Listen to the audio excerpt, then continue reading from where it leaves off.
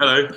And we are live. Excellent. Welcome, everybody. This is Talking Trees. It's a weekly broadcast on Wednesday, and we're here to talk about nature and music and the intersection between those two things. And today I'm very excited. I've got an old friend of mine, Adrian. He spent a long time in Japan learning the shakuhachi, the Japanese flute. We're going to hear all about that in a minute. Talking Trees is part of the Trees of Music project. Trees of Music project, we're planting 50,000 Pernambuco trees. Those are the trees used to make violin bows, which are extremely endangered in Brazil. And that's just the first part of the project. 50,000 Pernambuco trees on the coast in the Atlantic forest. And then further up the coast, we're looking at agroforestry systems made up of various different instruments or trees that you make instruments out of. If you would like to hear more, then go check out rainumbrella.org. That's the website. You can get on the mailing list there and find out what we're doing. We've got a whole lot of performances coming up, and we're going to have more interviews like this. Or you can also go and check out treesofmusic.org. Thank you very much. Adrian, how's it going? Hi, Danny. It's going well. Yeah, I'm traveling at the moment, and I just literally arrived here after a 2-hour drive through a beautiful national park. So I'm feeling a sort of a combination of slightly rushed, having rushed to get here, but also peaceful because I've been in the most beautiful natural environment for the last 2 hours. Where are you? I'm in northern Portugal. Lovely. Okay. Can you tell us a little bit about your flute, about the shakuhachi, and tell me about your introduction to it? Yeah, will do. I'll show you the instrument first. This is what a shakuhachi looks like for anyone who's... How does the camera work on this thing? Yeah, like that. I'm going to try and make it bigger. Oh, no. So it has a notch in the end. It's basically simply cut in the end to blow over. And it has 4 holes on the front and 1 hole at the back. And it looks very, very simple. And it is one of the most ancient instruments, because this instrument in this form has been played like this since, well, for over 1,500 years, maybe close to 2,000 years. And although it's a very simple instrument, it's very, very difficult to play because you don't just play simple sounds. There's a whole repertoire and a whole range of sounds that you learn to play on the flute. I'll give you a quick toot.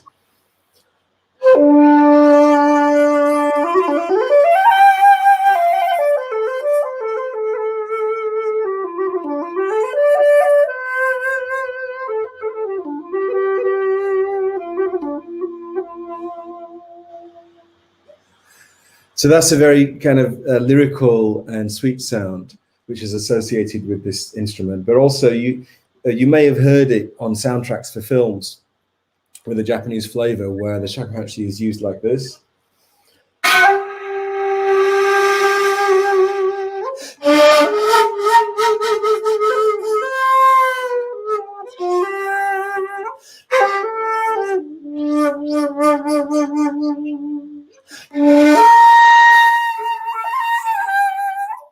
These are much more expressive, kind of asymmetrical phrases that use a Japanese scale. So that's my instrument. I'm traveling, and I always travel with the shakuhachi. This one, I don't know if you can actually fit in the screen. This is a very long one, and the long ones have a much deeper tone.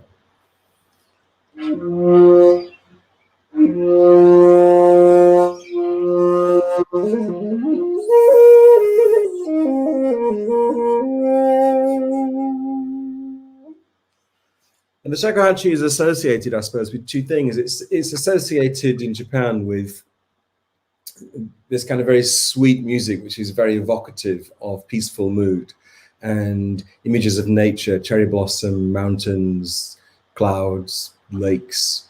And the other side of the shakuhachi, which is also strongly associated with it, is this very austere way of playing in the context of Zen meditation, because this instrument was used by a particular school of Zen monks for hundreds of years as the basis for all their meditation practice. And so there's a repertoire of pieces which has been passed on from master to student for hundreds of years, within this Zen tradition. And so that music is more like the second kind of little phrase I just played you with. It has a lot of rough sounds together with smooth sounds and angular sounds, and it has a lot of unexpected elements and a lot of very difficult techniques for fingering and breathing. So that's the shakuhachi in a nutshell. It has these two worlds, and it has this very simple form, which is very ancient, and at the same time, it has this quite sophisticated manner of playing and studying the instrument. And where did you first encounter the instrument? Well, I was always a musician. Ever since I was a kid, I started with the piano and the violin, and then I fell in love with the trumpet. And so I was just always learning instruments and always fascinated by new sounds. And when I was in my 20s, I found myself in London, part of the London music scene. I was doing postgraduate music studies, and I was playing all kinds of music. I was playing jazz, improvised music, classical music, Baroque music, folk music, you name it. I was thirsty for it. And within that sort of pool of London musicians, I met a guy called Clive Bell, who at that time was one of the very few non-Japanese shakuhachi players. And he wasn't playing the instrument in a traditional Japanese way. He was using it in a very avant-garde, experimental way. And I heard him play as part of a group in a performance that I was part of. And I went up to him afterwards and I said, I asked him about it and asked him if he'd teach me. And so he did. To cut a long story short, I started lessons very soon after that. And I suppose that was about 35 years ago. And the instrument rapidly became the instrument that I was really devoted to, and it's accompanied me on my journey ever since, including 8 years living in Japan, completely immersed in that tradition, and then many years traveling the world and doing all kinds of collaborative projects with musicians where I play the shakuhachi as a traditional instrument, and also with musicians from all kinds of other cultures in innovative ways, or just in a very simple meditative way. Thank you. Can you tell us a little bit about the connection between the instrument and nature, and perhaps you can tell a little bit about the story of where it comes from, why people blow down bits of bamboo? Well, these kinds of flutes that have a simple mouthpiece like this, they're called notch flutes, and they're found all over the world. They're found in Africa, they're found in South America. It's one of the earliest instruments because I guess our ancestors would have noticed that in the same way when you blow over a bottle and you get the whoo, whoo, whoo sound, in nature there are certain situations where the wind blows over the top of reeds or pieces of bamboo that have broken off, and you get a sound. And so from that, it's a simple sort of step to say, well, maybe I can fashion this into an instrument and just sort of refine it a little bit, make some holes to make different notes, and work a bit on the mouthpiece. And so in that sense, it is a very ancient instrument, but the shakuhachi differs from other notch flutes because it has this lacquer applied in the inside of the bore, which you can't see obviously, but if you were to peer down it, you'd see it's sort of black and shiny inside. And the lacquer has the effect of refining the way that the air passes through the flute. And so a lot more tones and a lot more colors and a lot more notes can be achieved in that way. And so the shakuhachi comes from this universal tradition of simply blowing over pieces of bamboo or reeds. And in the hands of Japanese craftsmen, it became this very refined instrument that plays very refined music. And in terms of the connection with nature, and there's quite a few different ways of approaching that question, I suppose. One is that Japanese art, Japanese music, and Japanese philosophy and spiritual practice is full of images of nature, because the images of nature are seen to be symbolic or metaphorical for states of consciousness or different aspects of the human life cycle.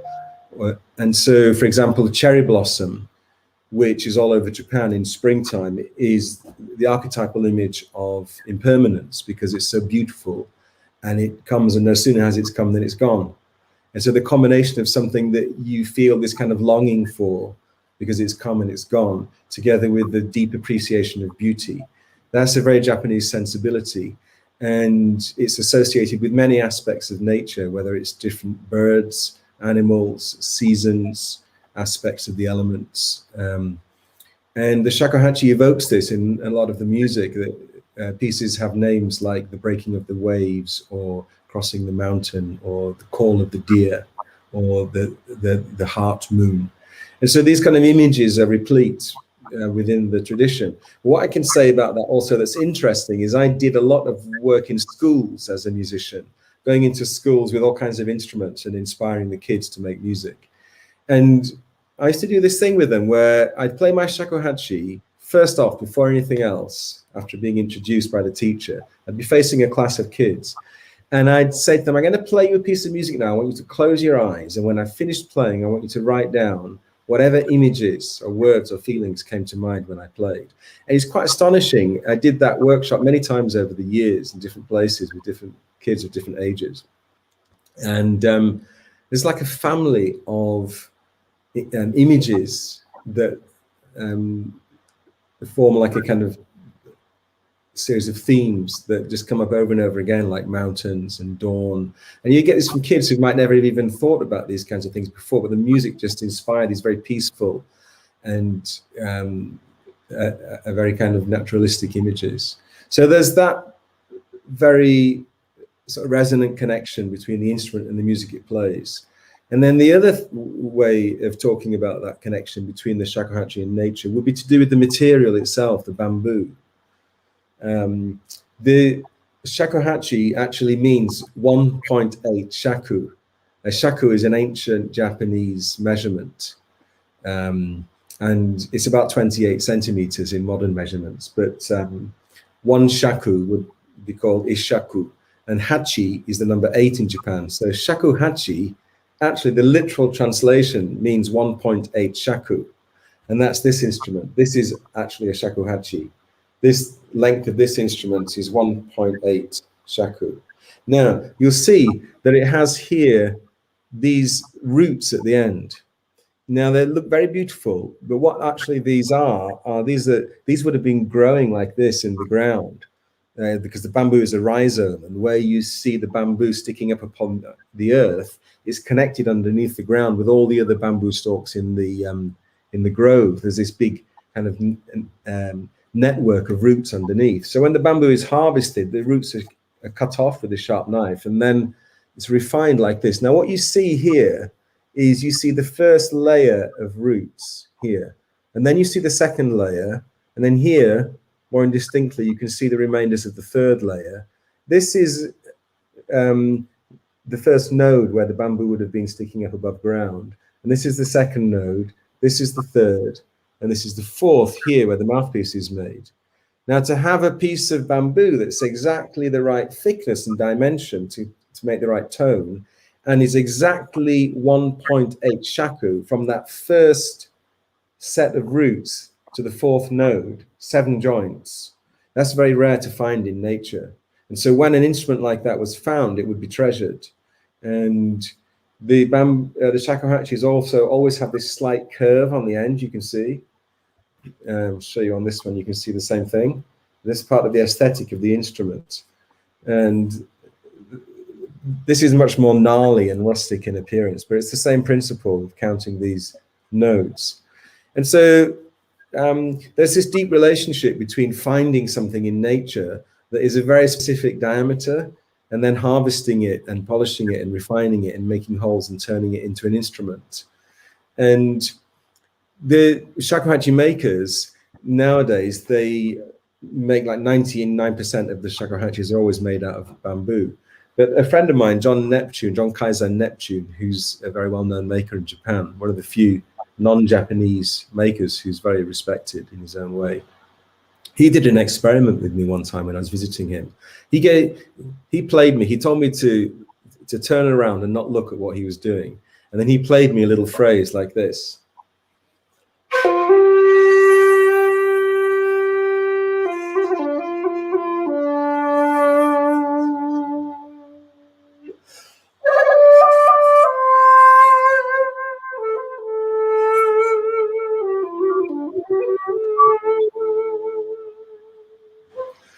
And he played the same phrase on a shakuhachi made of bamboo, one made of wood, one made of ceramic, one made of glass, one made of plastic, one made of metal. He had like 7 flutes that he collected.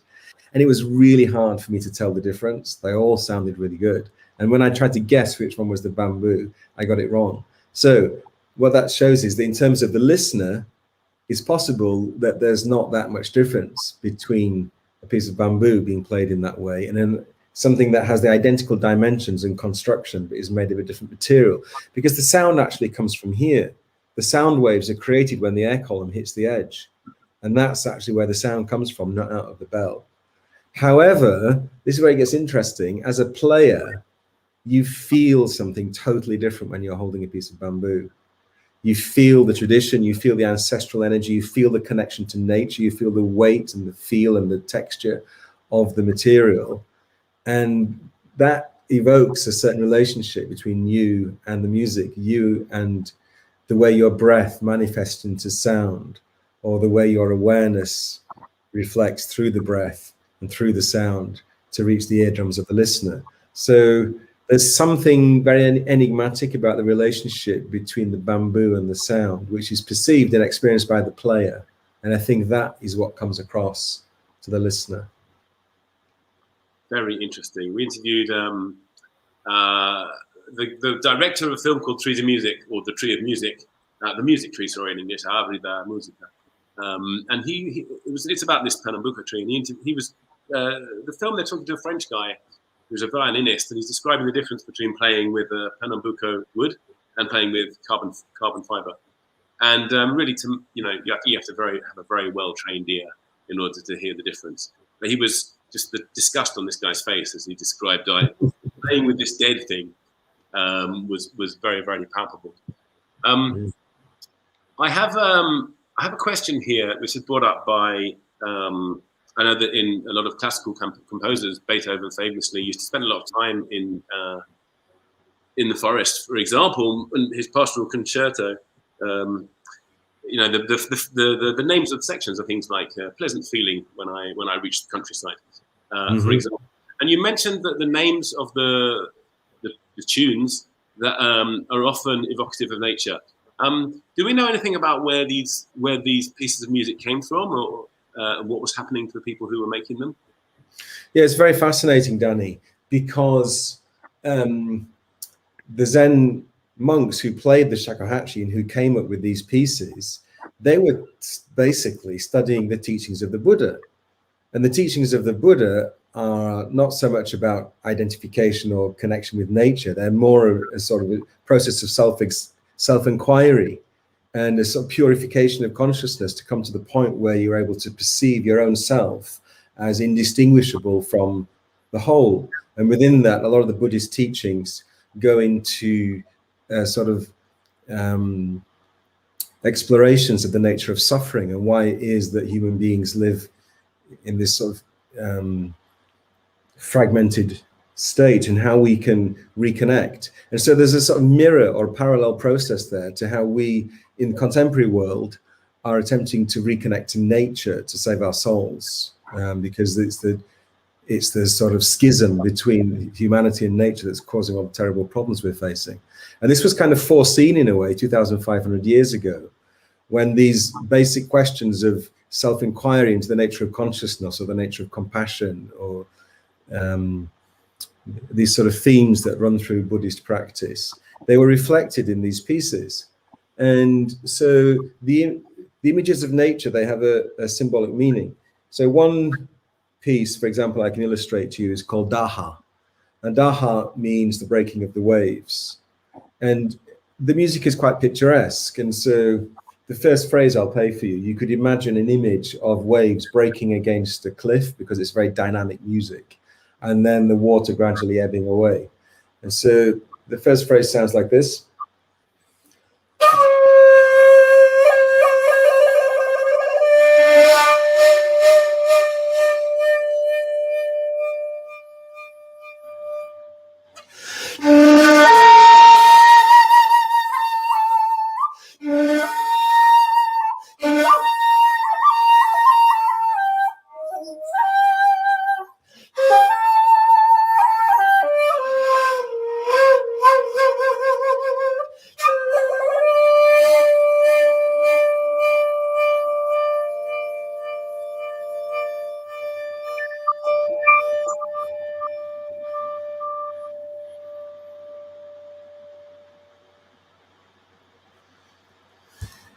So these very dynamic ways of playing the music, they evoke images that could be used to interpret the title. However, the actual meaning of the title is it's more an examination of what happens when you sit down on a meditation cushion, and you may light a candle and light an incense stick and get yourself in a nice, peaceful looking pose to the external viewer. But what happens inside, the monkeys and the wild horses and the, you know, all the kind of thoughts and the feelings and sensations and start flying around. And sometimes what you're looking for, a state of peace, is the last thing that's on offer.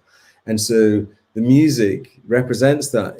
The meditation music of the Honkyoku tradition, which is the shakuhachi tradition, represents all the different states and stages of the meditation journey, rather than simply representing some sort of new age concept of peace and eternal bliss with everything in these very gorgeous, lyrical, spacious musical phrases. There's a lot of dynamic energy in there, which represents the nuts and bolts and the grit of actually being on a path of self-inquiry or spiritual practice in that way. Very interesting. What would you say about the role of music in creating that connection to nature? Well, I suppose it depends what kind of music. I'm in love with acoustic instruments and with the sound of people playing real instruments together and interacting and sharing through deep listening and interacting and expressing with you know, real instruments. And so what I love about acoustic music is that nothing is ever the same twice. If I was to play a phrase for you like this, a very simple phrase, I could play the same thing. I could play it again. But no matter how exactly I try to play it the same each time, it's always going to be a little bit different. And even if it sounds exactly the same, once you look at the waveform under a magnifying glass, you'll see all the differences. And so nature is like that. I'm constantly marveling at the fact that there are no two leaves the same and never have been. There are no cloud formations ever the same. There are no pebbles on the beach. And when I reflect this through my own experience and think every thought, every feeling, every sensation is the first and only time, really. And then I think music for me in that way represents something about the organic, living aspect of nature, which is quite often unavailable to us because we live in a sterile environment, or because we're too busy in our mind, or for whatever reason, it's not always easy to feel that deep connection. And for me, music helps to restore that in a very fundamental and subtle way, because of the way that the asymmetrical and organic, infinite way that nature expresses herself is also there in the kind of music that I love and the kind of music that I play. There may be another kinds of music that uses electronic loops or sort of samples and things, which has another quality and a different sort of energy. That for me, it's to do with the texture of the instruments, the asymmetry of the breath, and how what we're feeling in each moment is different, and that expresses through the way we play. And nature itself is different in every moment. The play of light upon the landscape it can never be repeated from moment to moment. And every single plant, even every blade of grass, is different. And so that for me is something magical, which inspires awe and gives a sort of courage, really, to believe in beauty, which is so nourishing and so important to embrace. And so music acts as a bridge to these kind of thematic elements of beauty and wonder and inspiration. But there's something there about diversity as well, which is interesting to reflect on, as we have two English guys, one a Japanese flute master and one messing around in Brazil with reforestation, talking about music. So tell me, we've just got another few minutes. Tell me about some interesting situations you might have found yourself playing shakuhachi. And I've got a final question at the end as well. Mm-hmm. Well, the shakuhachi is a very interesting instrument because I found that I've traveled in so many different countries with it and played my shakuhachi in so many contexts. And it just seems to always make this direct connection with people. People just really understand and feel the same responses. I've played with indigenous people in the Brazilian rainforest. I've played with corporate businessmen sitting around employed to do a creative music workshop. I've played with kids, I've played with adults, I've played with jazz musicians, classical musicians, in rock bands. And wherever I go with my shakuhachi, people respond. And so when you ask me about the situations where I've played, what comes to mind is this kaleidoscope of different places in which I've spontaneously connected with people. I'll just tell you one, just jumps to mind immediately. I was traveling in Thailand. This is about 20 years ago. And I was in the northeast of Thailand, which is not a very touristy place. Hardly anybody goes there in the kind of tourist sense. But I had gone there searching out a particular kind of Thai folk music. And I came out of this train station. I had to wait for a connecting train. And I saw these two Thai teenagers sitting on the roof of the station in a very, very warm evening. It must have been about 11 o'clock at night. It's so warm. Everybody really, really relaxed. There was a night market there. There was a lovely buzz. And these teenage lads were sitting on the roof of the station, and one of them had a guitar. And they were just sitting quietly singing and playing together. It was such a beautiful scene that they would be allowed to do that without being shooed off, and that, you know, it just kind of seemed like a soundtrack to everything else that was happening. And I just, without thinking, clambered up there, sat next to them, got my flute out of my bag and started playing with them. And I've had similar experiences with Chinese people on the Trans-Siberian Express. I played music on an auction of prisoners' artwork inside a prison in Warsaw, which is too long a story to tell you how that happened. And I've played on a boat going down the Amazon River with members of the Huniquin tribe who also loved the music of the shakuhachi. So yeah, it has this universal sort of resonance that people love, and I'm very happy that that's something I can share. That's very cool, Adrian. Seeing you bring it up, there's a particular flute from the Nokikoe indigenous nation, actually from all the groups that are called Katakina. And we have a recording of it that we made of a particular song. It's called Nurusai Monote, which is a song about the approaching fires, the genocidal fires that were started about 100 years ago to drive the Nokikoe out of their region. So we recorded that song a little while ago, and recently we got contacted by the Global Steering Group on Impact Investment, and we've got, I think it's 1,600 people in 33 countries, including advisory boards and World Bank and all these cats coming along to this thing, and we're presenting Trees and Music. And the tune that we decided to present is that song from a flute from the Amazon, except we've had it arranged by Misha Malabababu to have an orchestral accompaniment. And going through the steps now to get it played, hopefully by one of the groups in London. I will tell you more about that. People who want to know more about Trees and Music, please go along to rainumbrella.org. Check out the blog there, get yourself on the mailing list so you'll hear more about what we're doing. We've got more talks like this coming up. Next week, I'm going to be meeting Dr. Haroldo Lima, who's one of the world's experts on leguminous species and the Pernambuco tree. Adrian, can you just maybe direct people to where they might hear more of your beautiful music? Yes, I have a website, which is simply my name, adrianfreedman.com. And there's loads of music there. If you click the tab called Listen, there's loads of music you can listen to. And there's also lots of albums in the shop you can check out. And if you go to my YouTube channel, which is called Zen Heart Music, Adrian Freedman, I have lots of music there with beautiful films to accompany the sounds. And then you can find me in all the other usual places. I've got albums on Spotify, Bandcamp, etc., etc. Excellent. I mean, we haven't talked too much about where we met, but I have to say that it was almost certainly meeting Adrian in Japan that ended up with me in Brazil, and this whole story of from the forest to wherever we are now. So I have to say thank you very much for that, Adrian, and good to see you again. Yeah, you too, mate. All right. Nice. Okay. Take care. See you later. Bye-bye. Ciao. Bye-bye.